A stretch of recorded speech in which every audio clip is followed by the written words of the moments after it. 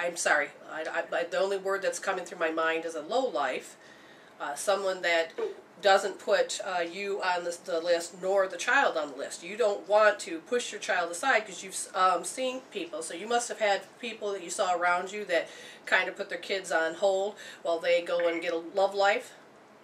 Yeah, I don't even bring anybody around my kids. Okay, so right.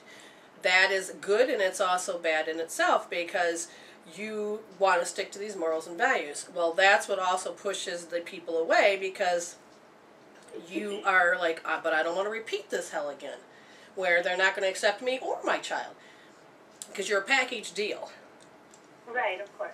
Okay, so that is part of the directed energy, is that my child is important to me.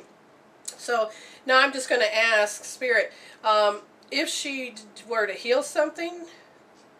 No, it's not about healing. Does she need to grow from something? Yes. What does she need to grow from? Grow from being mortified. Herself? No. Somehow you bring men in that don't know how to be their whole self, so they get scared. And let me just explain something about mortification. As a kid, I was yelled at or hit or whatever, and what happened was I simply trained myself to correct myself when something wasn't, smooth in the relationship. And here's the story. And it was funny because I'm an adult now, and I'm 45 years old, and this happened, a few months back.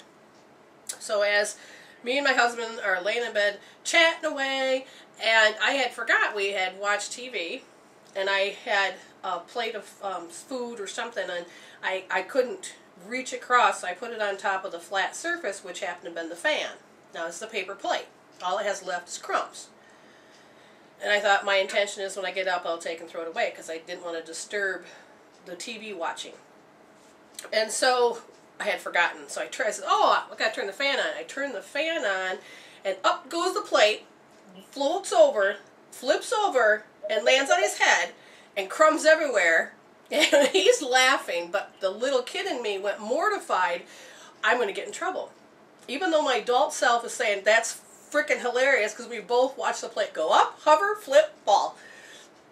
And but the little part of me, I noticed that you anticipated what was going to happen because in your childhood you had to stay one step ahead of the beating to some degree. Exactly. And so as the adult being aware of that, I quickly didn't waste the opportunity because I could feel a twinge inside of me that says, oh my God! And so I was able then to quickly use a healing tool. So I'm just giving an example of being mortified. Like I said, I was an adult.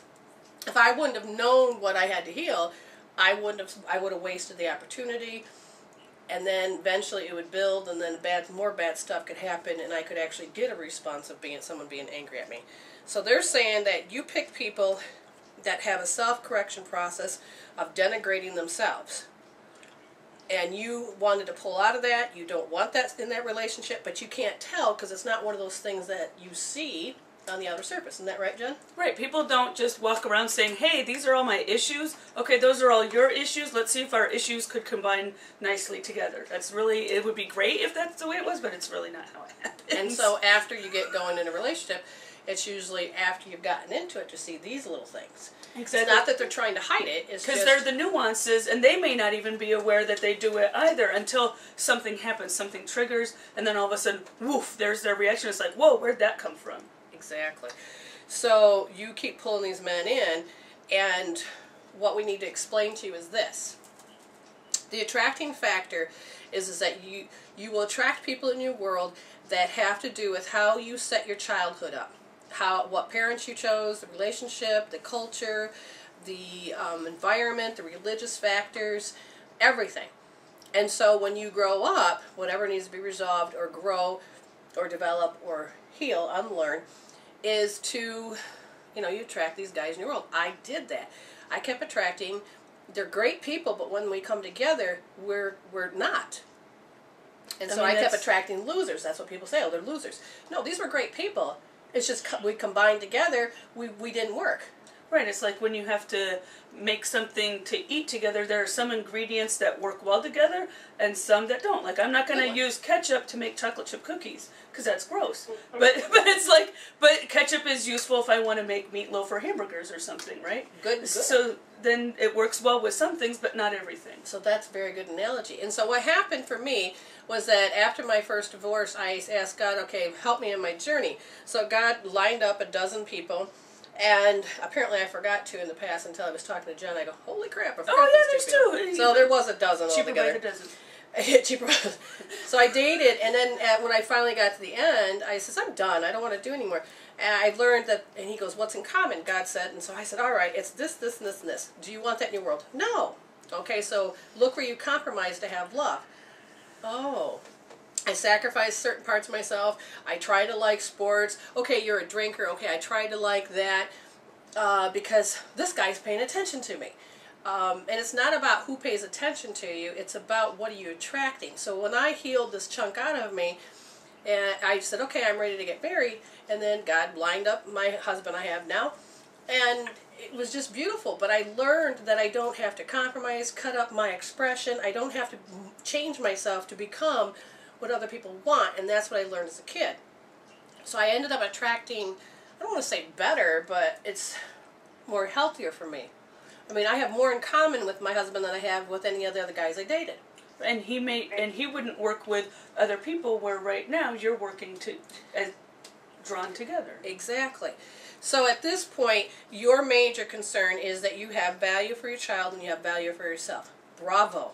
Now we have to help you understand that you need to heal something so you can stop attracting people that have issues that are so deep that it actually affects you. So you have a wound that's protecting you. But we're not asking you to heal the wound. What we're asking you to do is heal how you know that people that you're with, they look drained, they look mortified, they look like they are controlled by shame and guilt. Does this make sense? Yeah. Okay, so you may have to look up, and what I tell people, because don't be surprised if you say you know this word, but then you have to define it. So I would look up mortification or mortified. I would say, this is my definition. Go to your friend, what's your definition? And then go out and listen to how other people talk about mortified, and then go look in the dictionary and the thesaurus, and then you hand it all to your spirit and says, okay, how do I know this word? And you'll be surprised at all the different definitions that come up. When you do and you're ready to heal it, then they want you to hold, and you have to go to mwreveal.com/healing-tools, and what you find is hope therapy. Okay, and watch the video and do what it says, because where you're going to hold for healing tools, R1D. You're going to hold the right wrist, that's the R, in the first position on the wrist is the pulse point, and you're going to push your thumb in deep. Now your first finger is going to go to the palm of your hand, and then there's more steps to it, but watch the video so you understand. And what happens is that what you're going to do is once you get to hold those positions and you're holding that position, you're going to think about the word mortification. Then you're going to probably see examples of where maybe you were mortified or your family was mortified. You may remember just the people that you just have in your present life now, or the guys you've dated, or you may even propel yourself back to when you were a child and you watched how people were mortified, how they were controlled by guilt and shame to be the kid that they are now. So the healing tool is hope therapy, and the healing code is R1D. Okay? Okay. All right, happy healing, all right? Thank you. Thank you dear. for calling. All right, thank you. Bye-bye. Okay. So, what we want to refresh the board, because I seen a couple more numbers and then they hung up, but I just want to make sure, though, that everything's in sync. We're doing our best to keep the volume not too high, because in the past we've had a higher volume. Now, notice how the clue has been about protecting ourselves, the skin, protecting and processing certain emotions out. And we just talked about mortification, which is a reaction and a strategy of how we are to live. So, And Octarine gave a definition. It's interesting. She came up with the theological definition of mortification. oh, Do tell. Mortification of the flesh is religious practice of corporal mortification of self, personality disruption experienced by individuals in a total institution or setting. I imagine that got cut off. And her source is Wikipedia, because we like to give sources. Oh yes, very important. Now what's interesting is that they went and gave the theological route that Spirit had her do, and it is of the flesh, which is the skin, which is hilarious. Religious practices of corporal punishment. They would literally do something physically to force you. So it reminds me of the Spanish Inquisition. Right. Yeah, you had to. It was to some degree because a lot of the definition of sin had to do with of the body, of the flesh. It was like your humanity. You were letting your humanity override your spirit, and what you were doing, whatever it was to some degree of the flesh. Now what's beautiful about this is all the stuff I've done, I hadn't run across this. But if mortification of the self, meaning what you do, is that you create a personality disruption. This is reward and punishment. This is when you are being you, and then you're told, stop that. And so then you have to correct yourself. So that, I love the definition. I'm going to have to make sure we copy and paste that. Or, hey Karen, you can send it to my inbox. Because I have been working on the main issue of mortification of my 3-year-old. Well, what's interesting, and where was it where I saw, remember that the Titanic couldn't stop on a dime or something like that, couldn't turn real fast.